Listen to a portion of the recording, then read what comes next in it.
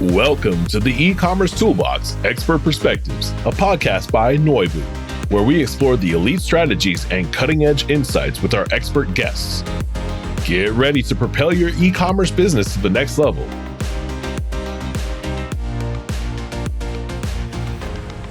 Welcome to the Ecommerce Toolbox Expert's Perspective. Joining us today, we have Susie, who's calling in from Dublin, Ireland. So first off, I just want to introduce Susie. She's the head of e-commerce EMEA at Fitbit, which is now a part of Google. So welcome, Susie. Thank you so much for having me. It's great to be here. Everyone always wants to know, how did you go from banking to telecom and now into e-com? Really curious to hear about your journey from a high level, and then maybe kind of how you've seen the landscape shift during that time period in your discipline. Yeah, sure. So I guess I definitely have changed industries a few times, but I've always been within the digital landscape. So I guess so much of those skills are very transferable. So I've always kind of been working with like online consumer journeys and digital marketing. So working for a bank in the UK originally, so it was Lloyds TSB at the time, and they're a huge digital bank and they're a really amazing digital bank. And so that gave me a huge grounding in like what good customer journeys look like the power of consumer data, like some amazing logged in experiences. And then also just the power of like different digital media types, SEO, as well as things like aggregators and affiliates. So it was an amazing grounding for me to kind of move from that industry. I moved back home to Ireland, and I guess the digital banking wasn't quite on the same trajectory as it was over in the UK. So I did briefly kind of work with a bank in Ireland and then moved to Three, which was a telco.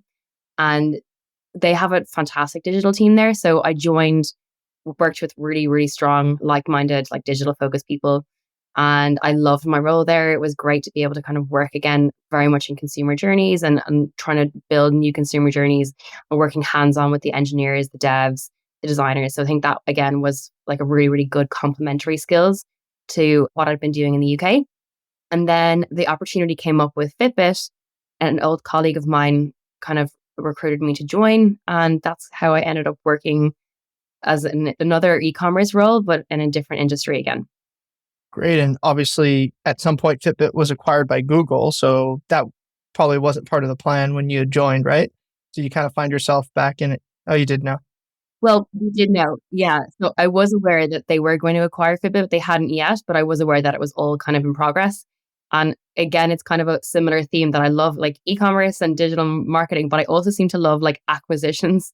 So it's the third company that like has either gone through an acquisition or kind of a split off. So yeah, it's been a wild ride, but I seem to be attracted to those kind of roles. Makes sense. I mean, it makes life a lot interesting certain days, find out a lot of potentially big changes. So that makes a lot of sense. And I really want to pull the string on one of the first things you said, which is around data capture, logged in experiences, right? So obviously we know that that's really critical. So maybe talk to us a bit about, from a high level, how you think about data capture. What data should you collect? What shouldn't you collect? How much is too much? How much is not enough? I feel like it's really hard to strike that balance, but curious how you look at that. I think it depends for sure on the kind of company. As you said, like data, it's very important, but I think quality data is like of the utmost importance. So as opposed to kind of going and trying to grab any kind of data and maybe having like too much of it sampled or not like that usable, it's important to try and get like the data foundations right. And I think for places like banks in the financial industry, like having that consumer data and having it very safely protected and ensuring you're very compliant, like that is of the utmost importance. So for those kind of industries, like they are very vigilant about how they manage their customer data. And I guess consumers are also expecting that, right? So like if you're applying for a loan or a credit card or a mortgage, you're expecting these banks to have a huge amount of data on you. People are pretty comfortable with that. So I think consumers are generally expecting that there's going to be a large amount of customer data captured, and they're okay.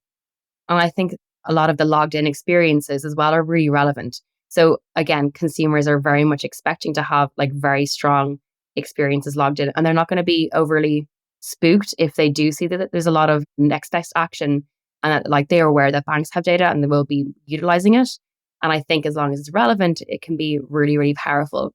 I know some other companies, again, like maybe consumers would be less likely to want to share vast amounts of data with them. So it's about, again, how do you make the process as relevant as possible? And don't try and take away from the flow of a journey. So if you're trying to buy something, a product, like again, if you're bringing something in and making it relevant and making sure that you're not like got this huge pop up in the way to say, like, give me your data, and that maybe you're incentivizing the customer in the right way. Like if you're able to kind of say, get 10% off your first order or something if you share email, and those kind of things I think are really, really relevant, and it helps incentivize the consumer in the right way. And yeah, from there, you're able to kind of get to know your customer on a more granular level. So just following up on that thought, we talked about balancing capturing too much data or not enough data, and then leveraging that to maybe personalize it back to the customer to drive a better experience for them. Everyone's kind of talking about AI nowadays, but really this started in retail over a decade ago. So I'm super curious, when you look at, once you have that data, ensuring that it's kind of clean and accurate, and then basically maybe taking that back to personalize a better experience for the customers. Maybe walk us through how you look at that. Yeah, sure. And I think like utilizing, like, I don't know, I love Google Analytics, or any kind of analytics provider is really, really important. So again, if you're able to make the most from some of those tools to review what data that you have, to be able to make a case, to be able to build more data sets, and to have, and to make sure that you've got really clean data that's actionable, it's really important. So like, I know we briefly spoke about it earlier on, but like as opposed to having like loads and loads and loads of data and then not really having enough actionable data, understanding like what are the really important data points? Like, do we need to have data? Do we need to know our current customer base a little bit more? Like, do we need to see what products they're buying? Do we need to see the demographics and what our target market is, that we can go and find like for like segments elsewhere? Or is it that we need to see what our new versus our upgrading consumer looks like, to see where are we going to drive more revenue from, as well as just like looking at different points of the journey, like a customer journey and an e-commerce journey, to see like, are there certain areas that are really impeding conversion that we need to kind of review. So there's, I guess, some foundational work I think that any company would be able to look at, and then going really deep into the customer data capture, and then reviewing. Obviously, there's a lot of talk about AI in the market, as you mentioned, and then kind of doing a lot more sophisticated modeling to then understand like, what is the next product that we want our consumers to buy, or is there potential for them to upgrade to a certain product or to utilize some features in other products, which is useful to know. But I guess the base level is understanding what audience you're currently driving revenue from, and then understanding some of the quirks, like from product launches that we've worked on before. Like sometimes the demographics data is really surprising, and you might have some demographics that will be really key in launch period, and then actually afterwards you're getting a different kind of consumer. So it's good to be able to do those reviews at different stages of your product life cycle to see, again, like, is it consistent throughout, or are you attracting different consumers at different times, and then trying to understand why that is. You mentioned demographics and other firmographics for effectively understanding your customer base and how to target. How are you balancing this with, obviously, you're in kind of the European region, you probably sell heavily into the EU. How do you kind of manage data capture, GDPR? It's really kind of a space that's been ever evolving. How are you looking at that and leveraging your experience to make sure that you're optimizing performance without going too far on the GDPR side? Obviously, we have to be very conservative about GDPR and make sure that we're hyper aware and like ticking every single box relating to that. But yeah, as you mentioned, it's kind of good that I've got experience in e-commerce for a while, so I understand the importance of UX. I think there's always a balance, right? And you're going to be working with legal teams who are going to want to have extremely compliant solutions, which, by the way, I'm aligned with. Like, I think the whole point of legislation is like to have that transparency is really, really important. But it's like, how do you marry that with UX so that a consumer is going to have that reassurance that the company, that the site that they're working with is super compliant, but that you're also going to fulfill whatever objective it is that you are doing with their site. So if you want to buy something, as long as you're making, again, as we kind of spoke about earlier on, like relevancy, like what stage in the flow do you want to have this customer capture? Or you're not going to do it straight off the bat, right? You're going to do it kind of more at the end when we've got the important fields populated. And then when the consumer is kind of expecting to have these tick boxes near the end, obviously you're not going to be opted in, you have to opt out, but then you have to try and be as compliant as you can, but also not to have a numerous tick boxes. That's going to be really unnerving and scary to a consumer. You want to be able to have everything that you need in one tick box, or at most two if there's certain country restrictions. I know some countries need to have a double opt-in.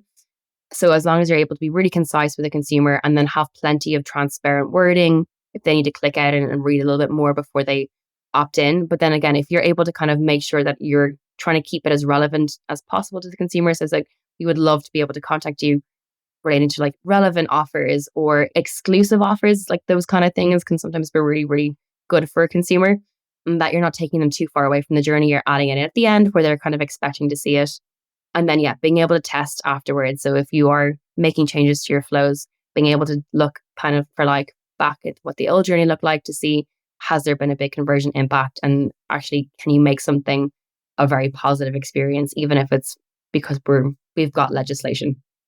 Yeah, and I think we all have to remember, I think there's no worse feeling where you buy something and your friend goes, oh, I actually bought it at a lower price. So I think being able to promote the things that people want intrinsically where they make a decision, like they're going to procure a product, being able to serve them up something that's relevant to them and kind of bring in an offer, I think is super valuable. So it makes a ton of sense.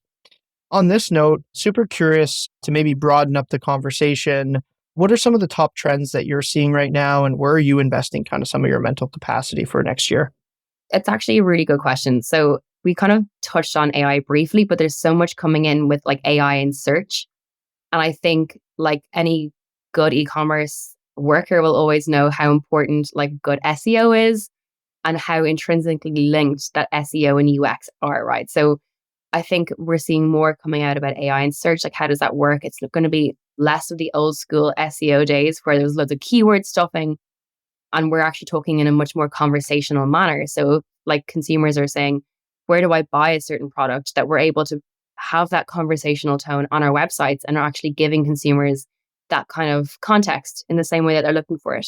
So things like Q&A on people's pages, any FAQs like relating to like any shipping issues, all those kind of things in a very conversational tone are not only super helpful to a consumer, but they're also going to be really, really important in how your rankings are going to work from a kind of a conversational tone within SEO. So I think it's going to become more and more important. Yeah. And I think to your point, being able to then take the data capture, query it from like a database, leveraging kind of some of the AI stuff is going to be really, really relevant. So that makes a ton of sense. Cool. No, I think that's a big area of investment. Curious what your thoughts are. I always love to ask this question. What are some of the top things that you see done across the industry that you just think people should stop doing? Don't want to preempt your answer, but anything that you kind of, when you hop on personally to an e-com site and it's just, you feel like it's the worst experience possible. What are some of those things? I think keeping things simple. So like when you go to a website and it's like totally busy and like there's too many competing buttons, like not having a clear, concise journey is difficult. And I think it's not going to be helpful. So again, like we've talked a little bit about UX, but like UX is so important. So as long as you have a really clear navigation and you know what customers are really trying to do with your website, as opposed to maybe what a customer or as opposed to what a company wants consumers to do, you're going to have to marry the two to be like, okay, are people using our product in a certain way? Are they coming here to buy or are they coming here looking for help? So you kind of need to understand what those are to clearly define what their journey looks like and then map it out. I've obviously mentioned as things like old school SEO as well, which is very similar. So like the old days of SEO are kind of gone with, again, keyword stuffing or not having a good navigation and just having links everywhere. Like those kind of things, or those nuances they're so antiquated at this point. So yeah, the better the UX you have, the more conversational tone and content and flow you have on your site, the better. Makes a ton of sense. On that note, Susie, we're going to wrap it up. Really appreciate your time. Looking forward to releasing this episode. I think we learned a lot. This is a topic I haven't really covered too much in depth. So I'm really, really happy you're able to bring your expertise that's cross-industry to our podcast. No problem. Thank you so much for having me. The Ecommerce Toolbox Expert Perspectives is brought to you by Noibu. To find out more about Noibu and how we can help you debug your e-commerce site and rocket your revenue, visit www.noibu.com. That's Noibu.com. And then make sure to search for the Ecommerce Toolbox Expert Perspectives on Apple Podcasts, Spotify, Google Podcasts, or anywhere else podcasts are found, and click subscribe so you don't miss out on any future episodes. On behalf of the team here at Noibu, thanks for listening.